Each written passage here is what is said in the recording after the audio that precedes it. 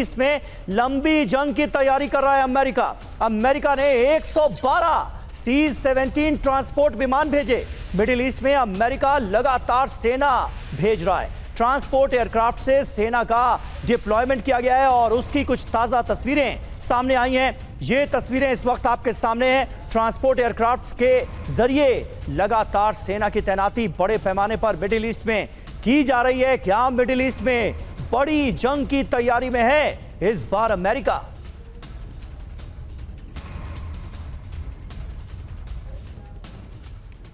और देखिए, ईरान के खिलाफ अमेरिका की जंगी तैयारी सामने आई। ईरान पर एयर स्ट्राइक की तैयारी में अमेरिका। हमलों के लिए पूरी तरह तैयार है अमेरिकी सेंट्रल कमांड। सामने आई KC-135 एयर टैंकर से रीफ्यूलिंग की तस्वीरें, ये देखिए।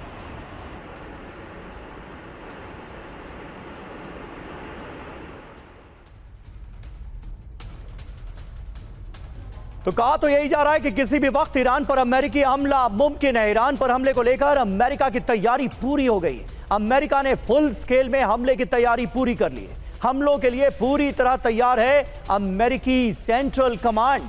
KC-135 एयर रीफ्यूलिंग टैंकर से रीफ्यूलिंग का वीडियो हम आपको दिखा रहे हैं। अमेरिकी सेंट्रल कमांड रीफ्यूलिंग की तस्वीरें जारी कर रही है। KC-135 स्ट्रेटो टैंकर की रीफ्यूलिंग ऑपरेशन की तस्वीरें जारी की गई हैं, जो कि हमने आपके सामने रखी हैं। और हमारे साथ तमाम खास मेहमान मौजूद हैं। GD बख्शी साहब, किसी भी वक्त ईरान पर अमेरिकी हमला मुमकिन है।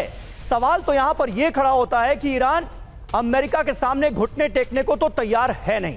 इसका अंजाम, अगर अमेरिका ने ईरान पर हमला कर दिया तो ईरान ज्यादा से ज्यादा क्या कर पाएगा सर? यह बड़ा सवाल है। जो ईरान के पास युद्धपोत पहुंच गए हैं, ज्यादा से ज्यादा उनको उड़ा दिया जाएगा। अमेरिकी बेसिस पर मिडिल ईस्ट में अटैक हो जाएंगे। लेकिन अगर अमेरिका और इजराइल ने मिलकर हमला शुरू किया तो फिर तो पूरा ईरान बर्बाद हो जाएगा।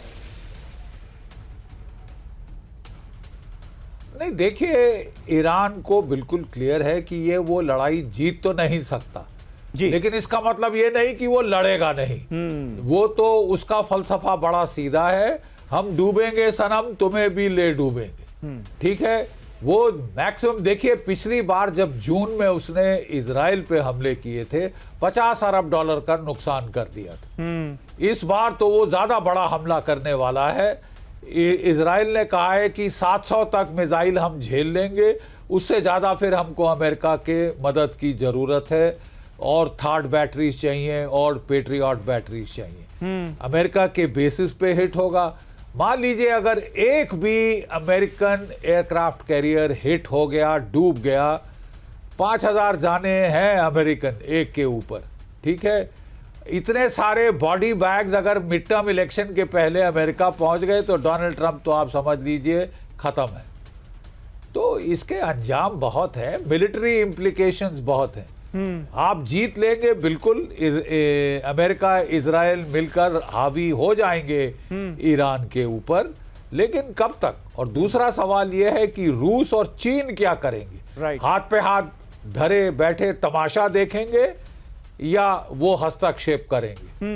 उनके नेवल जहाज ऑलरेडी उसके बाद रूस और चीन ने तो तमाशा ही देखा ना, वो एग्जाम्पल तो है ही हमारे सामने।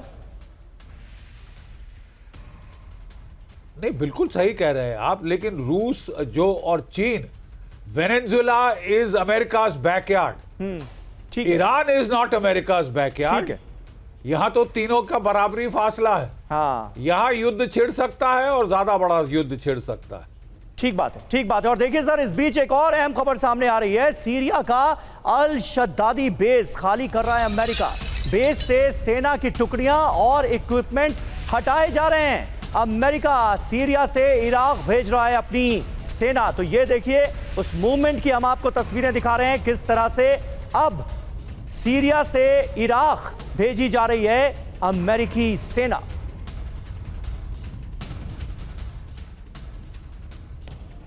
और फिलहाल तो स्ट्रैटेजी यही नजर आ रही है कि ईरान पर चौतरफा हमलों की तैयारी हो रही है। तुर्कमेनिस्तान में अमेरिका ने बड़ी सैन्य तैनाती कर दी है। तुर्कमेनिस्तान में अमेरिका के कार्गो एयरक्राफ्ट उतरे हैं। तुर्कमेनिस्तान में C-17A ग्लोब मास्टर से विध्वंसक हथियार पहुंचाए गए। फ्लाइट रडार 24 के हवाले से इजरायली मीडिया ने यह बड़ा दावा किया है।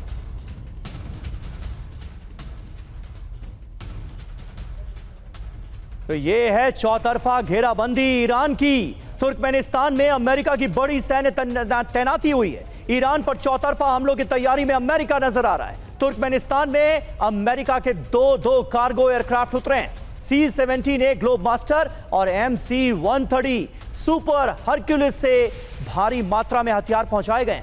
तुर्कमेनिस्तान की तेहरान से सिर्फ 300 किलोमीटर की दूरी है। इस लिहाज से ये डिप्लॉयमेंट, ये तैनाती बहुत अहम मानी जा रही है।